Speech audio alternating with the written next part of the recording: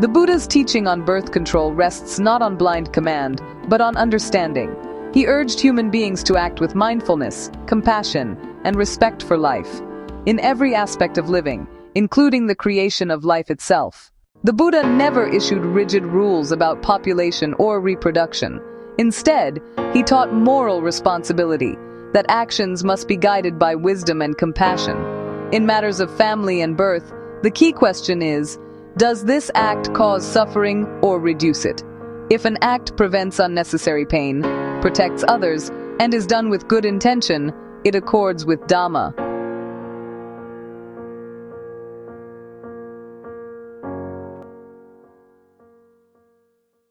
Buddhism accepts family planning when it is done with mindfulness and compassion, not through cruelty or selfishness, but to ensure that children born are cared for with love and dignity. Raising a child is a sacred duty, not merely a biological act.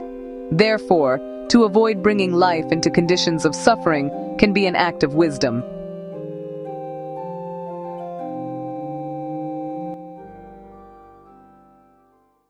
According to the Buddha, moral weight lies in intention.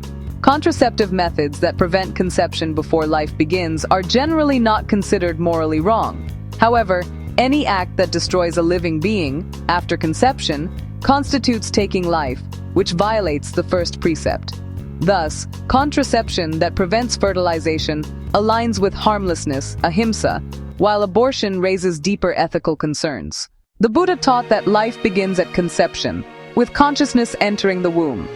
Therefore, abortion, except when the mother's life is in grave danger, is viewed as the taking of life. Even then, compassion and intention must be weighed carefully. The Dhamma encourages empathy, support, and forgiveness, rather than condemnation. In Buddhism, parenthood is not a right, but a responsibility. Parents must give not only food and shelter, but moral guidance and love. To bring children into the world without the ability to care for them fully is not wise. Therefore, planning family size through mindful means is consistent with the Dhamma. Buddhism views birth control not as sin, but as a question of wisdom and compassion. Every decision should be guided by non-harming, respect for life, and mindful intention.